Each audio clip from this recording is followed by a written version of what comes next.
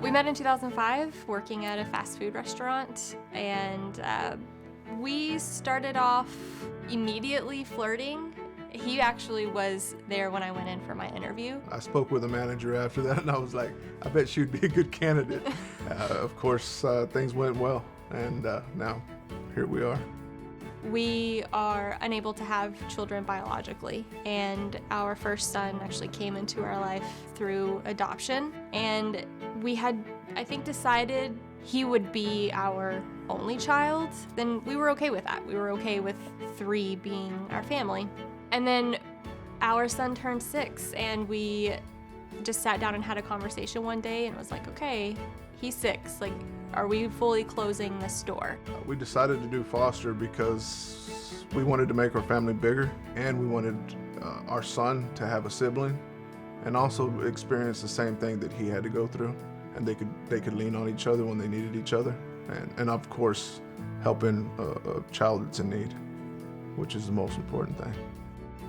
You go through all of the licensing and you go through the trainings and the process, and logically your brain can wrap around the process, but when that phone call comes and then the knock on the door because he's just released from the hospital and they are carrying in this tiny little 8-pound baby in his car seat, and you do some paperwork and they leave, and then you're there with a newborn child that, you know, it's fully reliant on you to care for him and love him, and that's when it really hit, like, okay, this is real. The biggest thing to keep in mind if you want to be a foster parent is it's hard, for sure. And then you see the impact that you have, and you know, if you weren't here with them, they could be in a place where they weren't feeling that love and they didn't have that care, and you hear their laugh, and it makes it all worth it. If I wasn't a foster parent, I'd be missing a huge part of who we are now. I'd be missing that little smile every morning and the little hugs that I get, for sure.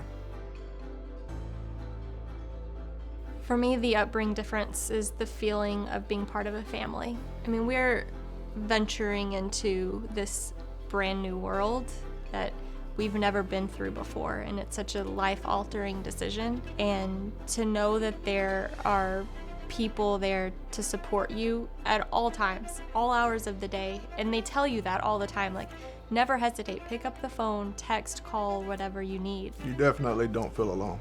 No, not at all. You feel like you always got somebody next to you. The importance for having a foster organization like Upbring is the love that they give to these children. Right now, there's a lot of children that need homes and places to be, safe places, and Upbring makes that happen. They give a lot of people what they need to open their homes for the children that do need that love. When Caden first came into our home, it was 11 o'clock at night, very late, not a whole lot open at that hour, and through Upbring, we were able to get a diaper bag full of supplies. You know, that seems kind of small in the grand scheme of things, but when you have a brand new baby in your home and they drop off a diaper bag full of diapers and wipes and pacifiers, it makes all the difference. And none of that would be possible without the donations that Upbring receives from the donors. Being a foster parent is a huge reward. It's also good for me. It makes me a better person. I learn from them just as much as they learn from me, and I wouldn't change it for the world. I would do it all over again. And to wake up and see them smile and happy is worth every minute of it.